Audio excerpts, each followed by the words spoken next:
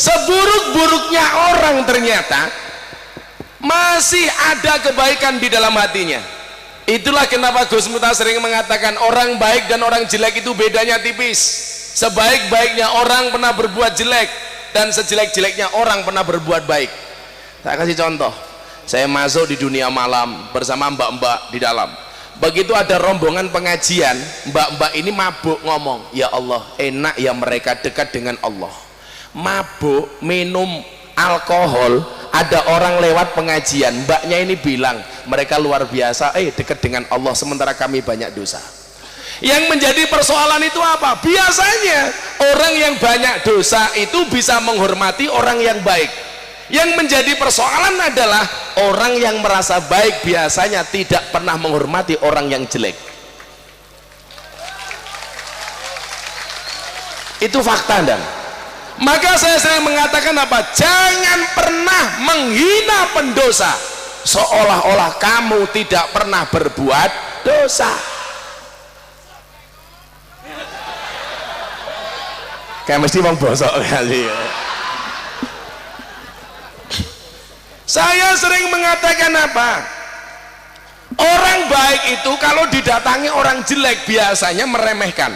Contoh Jumatan. Begitu kita Jumatan, tahu-tahu anak kafe datang dengan badan yang bertato. Pasti orang-orang masjid itu akan fokus matanya kepada tato ini orang. Wow. Contoh, kalau pengajian rutin saya di pondok, itu ada satu base mbak-mbak PSK datang dari Sarkem. Mereka datang ikut pengajian. Kok sampai ketahuan jamaah mereka itu PKS, PSK, kok PKS? PSK. Jangan diperjelas. Ketahuan mereka itu PSK, orang akan memandang mereka dengan pandangan jijik, dasar lonte. Orang-orang baik ini kemudian apa? Dia lupa firman Allah, fala tuzakku anfusakum huwa a'lamu bimanittaqo. Jangan merasa sok suci. Kenapa? Karena dia Allah yang paling tahu siapa di antara kalian yang paling bertakwa. Maka kemudian pandangan yang saya pakai untuk memandang mereka dengan kacamata apa? Imam Al-Ghazali mengatakan syarat menjadi ulama itu salah satunya adalah alladzina yang duruna ilal ummah bi ainir rahmah, yang memandang umat dengan kacamata kasih sayang. Maka saya tidak pernah membenci para peminum. Di mana-mana ada peminum saya datangi. Bahkan mereka bikin paguyupan namanya pangunci. Apa kuwi pangunci? Paguyupan ngunjuk cium. Mereka minum, saya datangi. Saya banyak belajar kesetia kawanan itu dari para pemabuk, dan wong mabuk ku setia kawan. Wong mabuk itu cinta dengan teman. Bagaimana tidak begitu dia minum? Ayo bro, kowe minum gantian. Coba kadang-kadang kita itu kiai-kiai disuruh bersatu, itu lebih susah menyatukan kiai daripada menyatukan pemabuk. Beneran. Beneran. Mang takon guse gitu, mang takon. Maka kemarin saya bilang kadang-kadang kita sendiri orang NU itu nggak bisa bersatu ya. Banyak orang NU potensi malah kemudian dihasuti. Saya sering mengatakan begini, di NU itu kan yang sering dipermasalahkan satu masalah nasab. Ya, saya dulu pertama kali masuk Jogja Miftah itu nasabnya siapa? Soal nasab. Begitu orang tahu saya keturunan Bahasan Besari Ponorogo, sudah tidak lagi mempermasalahkan nasab, tapi mempermasalahkan apa? Nisab. Nasab itu tidak berbanding dengan nasib, apalagi dengan nisab. Apa bedanya kiai dengan habib? Beda. Kalau kiai itu nasab, kiai nasib. Kan gak semua anak kiai jadi kiai. Tapi kalau anaknya habib syekh langsung jadi habib, karena kemuliaan yang diberikan oleh Allah kepada para sayyid. Jadi mohon maaf, kita itu disuruh ngumpul, kadang-kadang kalah dengan para pemabuk. Wong mabuk kalian nggo botol siji, mabuk bro, oke, ngumpul nyoh. Pemabuk yang sekarang ikut saya semuanya begini. Jangan bilang alhamdulillah, dulu mereka begini pakai botol, sekarang mereka begini pakai galon. Oh, gede banget ya malah. Saya datangi mereka minum. Saya datang, ora bosen mbok Kang. Dereng terus no. Lama-lama malu. Jadi orang-orang yang keluar dari kafe dan dari lokalisasi itu tidak serta-merta saya pengajian mereka langsung keluar. Maka banyak orang mengatakan itu mubadir. Nanti dulu, kamu bilang mubadir dari mana? Maka ketika saya interview di televisi, ada kiai bilang begini, dakwah Miftah di dunia malam itu memalukan. Jawaban saya apa? Lebih memalukan mana ketika kita melihat orang bermaksiat diam tanpa memberikan solusi apapun kepada mereka. Senengannya kok dadi Gusti Allah dewe lho.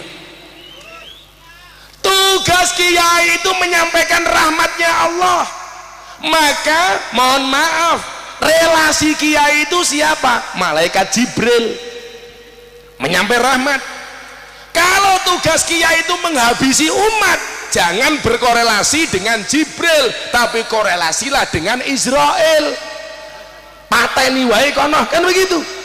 Selama ini kita sering menjadi jaksa bagi kesalahan orang lain dan menjadi hakim bagi kesalahan-kesalahan kita.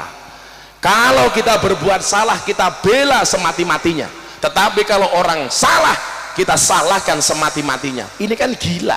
Maka saya katakan, pada akhirnya surga itu akan ditempati oleh ahli maksiat yang mau bertobat, bukan orang yang sok suci namun pada akhirnya tersesat.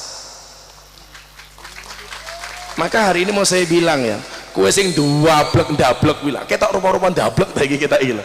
Santai wae. Saya itu punya tamu, Pak. Punya santri, saawak ki kebak tato. Dari ujung kepala sampai ujung kaki ditindik. Ono sing kene nganggo mur, baut, mangkokan, pelek begini. Apakah saya benci mereka? No. Saya pandang mereka dengan kacamata kasih sayang. Begitu saya melihat WTS, apakah saya benci mereka? Enggak. Saya pandang mereka dengan kacamata kasih sayang. Buktinya apa? Saya kasih contoh. Walaupun orang itu jelek, dia masih punya Allah. Maka bahasa saya yang viral apa? Cukup bodimu bermaksiat, nggak usah hatimu ikut-ikutan bermaksiat. Tapi kemudian dipelintir sama orang, Miftah mengatakan bermaksiat nggak apa-apa asal punya Allah. Cangkemmu. Itu namanya pemelintiran kalimat. Saya tidak pernah mengatakan itu, tapi bahasa saya adalah cukup bodimu yang bermaksiat, hatimu nggak usah ikut-ikutan maksiat. Maka mbak-mbak sarkem lokalisasi itu lucu, Pak. Malam mereka bermaksiat, justru sekarang luar biasa. Mereka itu kan kemasannya sekarang dibuat karaoke dulu. Kalau nggak ada tamu, mereka nonton YouTube pengajian Gus Miftah, jajal sak durunge ngelonte nonton pengajian. Ngaji sik, bro. Mereka ada yang bawa HP nunggu tamu sambil selawatan. Waduh, ya Allah. Begitu tamu belum datang, mereka duduk sambil dandan. Hasbi Rabbi. Saya pernah datang ke sana. Jalallah. Saya langsung ngelus dodo. Dodo nih bojoku. Ya Allah. Masa ya dodo nih londe ya mungkin toh. Buosok cangkemnya. Kekrek cangkemmu loh ya. Oh, tak ombe apa ora yo luweh to mau tangku dhewe kok. Ora nyugo ae cerewet. Kewandel menila kambile kambil apa degan iki jenenge. Iki jenenge kambil, Bro. Nah iki lah tak ombe mesti siletku kreminen iki delok wae. Ngapunten Gus. Gus e ngunjuk. Monggo Gus, ngunjuk Gus. Apa? Apa copot? Ya dipasang kayak gini. Mbak-mbake mendelik matane ndelok wae ya.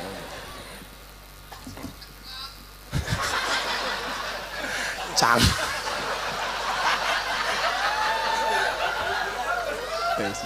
Ditekak matamu iki ditekak. Kiai kok ditekak iki.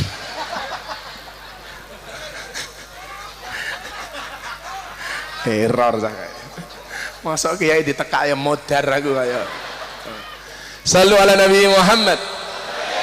Walaki yang duru ila qulubikum sing didelok atine.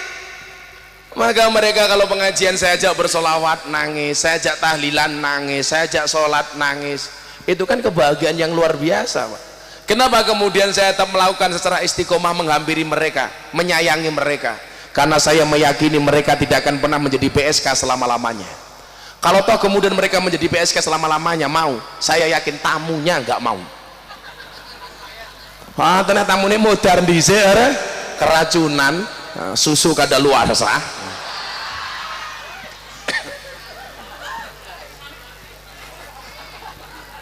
Apa Gus minta untuk gratisan matamu lele. Saya itu yang paling berat itu, Pak. Kalau lagi mau pengajian, mau berangkat ngaji atau pulang ngaji, mbak-mbaknya habis mandi, kan saya lokasi pengajian itu melewati kamar-kamar mereka, dan begitu saya lewat mereka habis mandi, anduan segini, SDSB lah, apa SMS lah, silite metu sedite itu kan. Begitu saya lewat diambil ke monggo Gus mampir, ya Allah, saya andilau antara dilema dan galau. Nggak mampir diperkosa, orang diperkosa ya pengen, terus itu jujur Gus, 15 tahun ngaji sama PSK, pengen apa enggak? Saya jawab ya pengen aku ngono. Normal aja aku. Terus pripun? Ya ngempet aku ngono. Mosok kiai ngacengan aku ya ngono.